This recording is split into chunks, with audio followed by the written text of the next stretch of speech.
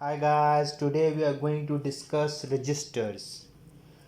Before going to discuss registers, let me tell you that we have just completed our lecture series of flip-flop.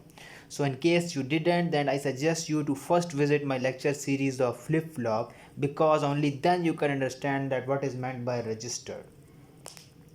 And one more important thing, that if you guys are new on my channel, then I want you to do subscribe my channel and comment on my videos in case you like them, or feel free to correct me if you find me wrong somewhere. So moving on to register, my first question is that what is a flip-flop?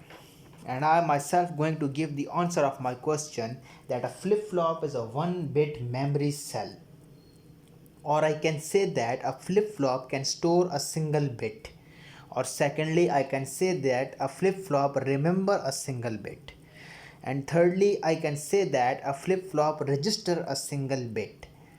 So a flip-flop is referred to as 1-bit register. From here you can easily conclude that register is some sort of storage device that can store binary number 0 or 1. Okay, if flip-flop is referred to as 1-bit register, so to increase the storage capacity we have to use the group of flip-flops, and this group of flip-flop is known as registers, and this is the most simple one-line definition of registers. Similarly, the n-bit register consists of n number of flip-flop and it is capable of storing n-bit word. This is the simple diagram of a register using 4 flip-flops. This register can be used to hold or register 4-bit data coming from some sort of logic circuit. The output data of the logic circuit, that is A, B, C and D, will be transferred to 4 flip-flops, and you can see that a common clock pulse is connected to the clock inputs of the 4 flip-flops.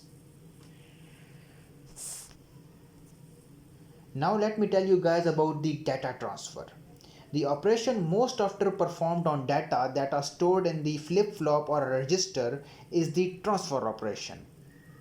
This involves the transfer of data from one flip-flop or register to another. And the transfer of data from one register or flip-flop to another can be either parallel data transfer or serial data transfer. And firstly, we are going to discuss the parallel data transfer. From figure you can see that the parallel data transfer from one register to another using D latches. Here X register consists of 4 flip-flops X1, X2, X3 and X4, while Y register consists of 4 flip-flops Y1, Y2, Y3 and Y4. And you can see that the output of the 4 flip-flops X1, X2, X3 and X4 are connected to the D inputs of the 4 flip-flops Y1, Y2, Y3 and Y4 respectively. Here the goal is to transfer the contents of the X register into Y register. Upon the application of the clock signal, the level stored in X1 is transferred to Y1, and similarly from X2 to Y2 and X3 to Y3 and finally from X4 to Y4 respectively. This transfer of contents from the X register into the Y register is known as synchronous transfer, and it is also referred as parallel transfer because the contents of the X register are transferred simultaneously into Y register.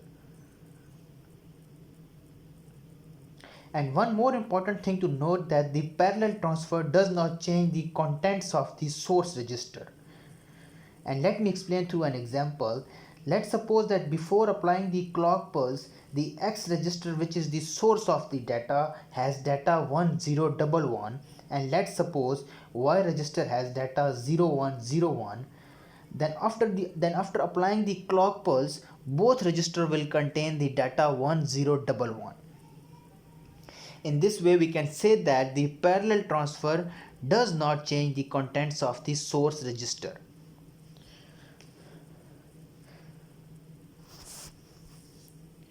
Now let's discuss the serial data transfer, which is also known as shift register. Figure shows that the 3-bit X registers are connected serially with the 3-bit Y registers.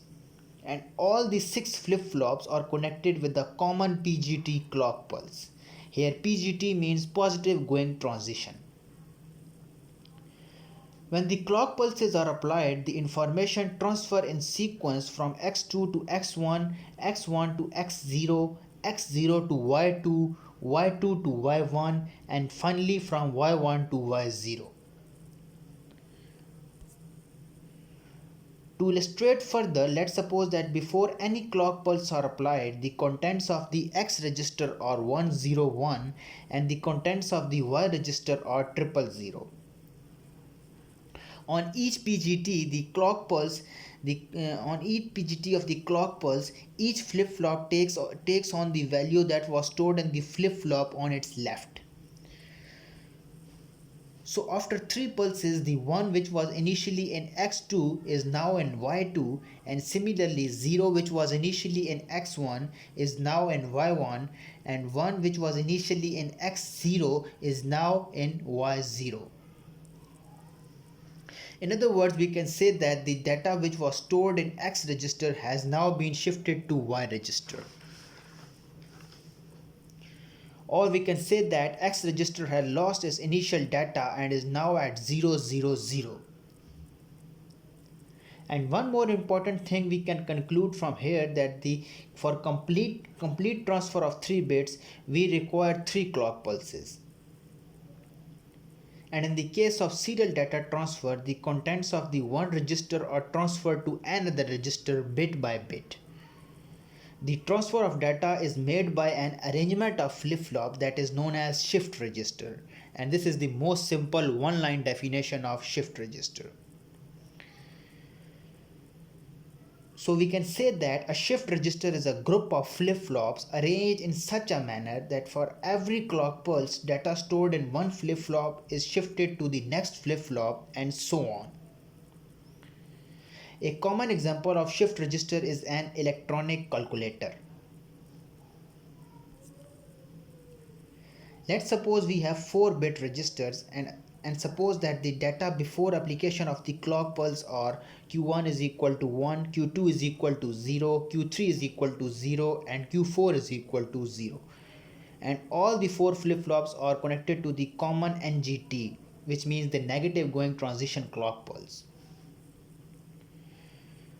On applying the clock pulse, Q1, which is connected to the input of the Q2, transfer its data to Q2, and at the same time Q2, which is connected to the input of the Q3, transfer its data to the third flip-flop, and similarly we can conclude that each flip-flop transfer its data to the next flip-flop and so on. This operation is illustrated in the figure in front of you guys. Flip-flop respond to the NGT of the clock pulse. Before application of the clock pulse, flip-flop states are Q1 is equal to 1, Q2 is equal to 0, Q3 is equal to 0, and Q4 is equal to 0. And after the first clock pulse, the state becomes Q1 is equal to 0, Q2 is equal to 1, Q3 is equal to 0, and Q4 is equal to 0. And after second clock pulse, the states become Q1 is equal to 0, Q2 is equal to 0, Q3 is equal to 1, and Q4 is equal to 0. After third clock pulse, the states become Q1 is equal to 0, Q2 is equal to 0, Q3 is equal to 0, and Q4 is equal to 1.